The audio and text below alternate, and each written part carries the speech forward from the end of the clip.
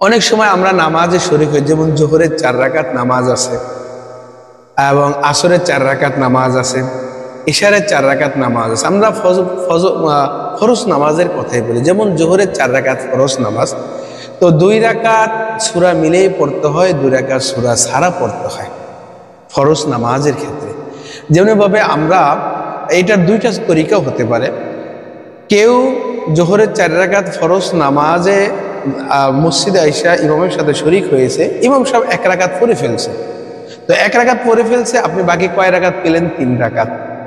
আবার আরেকটা মাসালা হতে পারে, কেউ এমন সময় আছে 3 রাকাত ইমাম সাহেব নামাজ পড়ে ফেলছে, 1 রাকাত বাকি আছে। তাহলে এই যে নামাজটা আপনি কি তরিকায় পড়লে সুন্নত তরিকা হবে, সেই বিষয়টা আজকে আপনাদেরকে জানাবো।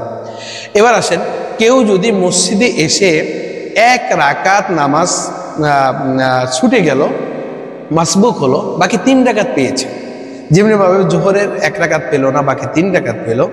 এখন সেই ক্ষেত্রে সেই নামাজে কিভাবে পড়বে? সেই ক্ষেত্রে ইমাম সাহেব যখন আসসালামু আলাইকুম ওয়া রাহমাতুল্লাহ, আসসালামু আলাইকুম ওয়া রাহমাতুল্লাহ বলবে, বলার সঙ্গে সঙ্গে ওই মাসবুক ব্যক্তি যে 1 রাকাত পেল না, সে দাঁড়িয়ে যাবে। সে দাঁড়িয়ে হাত বাঁধা অবস্থায় হাত বাঁধবে এবং প্রথমে সানা পড়বে, যেহেতু তিনি প্রথম সানা পড়তে পারেন না, তো সানা পড়বে সুবহানাকা আল্লাহুম্মা বিহামদিকা তাবারাকা ইসমুকা তাআলা জাদ্দুকা লা ইলাহা গায়রুক, পরে আউযু বিল্লাহি বিসমিল্লাহ পরে সূরা ফাতিহা পড়বে এবং সূরা ফাতিহার সাথে আরেকটা সূরা মিলানোর পরে রুকু সেজদা করে তিনি ডাইনে বামে সালাম ফিরিয়ে দেবে। এটা হবে প্রথম তরিকা। এবার আসেন, কেউ যদি শেষের 1 রাকাত পেল, শুরুর 3 রাকাত নামাজ সে পেল না, তাহলে এই 3 রাকাত সে কোন তরিকায় পড়বে? সুন্নত তরিকায়। এটা হলো আমাদের এখন দ্বিতীয় মাসালা। এবার আসেন, তাহলে আমার প্রথম করতে হবে, নামাজের প্রথম নিয়মের দিকে আমাদের লক্ষ্য রাখতে হবে। আমরা প্রথমে 2 রাকাত করে বৈঠক করি এবং শেষে 2 রাকাত করে বৈঠক করে সালাম ফিরিয়ে দিই। এটা হলো আমাদের প্রথম নিয়ম। যেহেতু আপনি শেষ 1 রাকাত পেয়েছেন, বাকি 3 রাকাত পান নাই, তাহলে আপনি প্রথম 1 রাকাত, শেষে 1 রাকাত পেয়েছেন, এবার শুরুর 1 রাকাত পরে আপনার বৈঠক করতে হবে। শুরু 1 রাকাত কেমনে করবেন?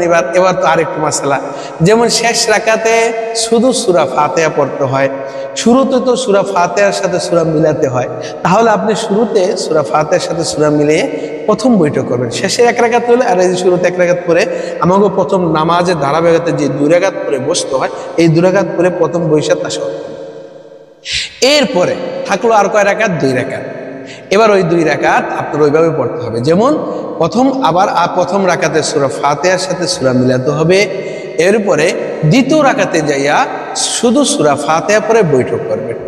বৈঠক করার পর আপনার ডাইনে বামে সালাম ফিরিয়ে দিবেন। এই হলো নামাজের ছুটে যাওয়া নামাজ পড়ার নিয়ম এবং তরিকা।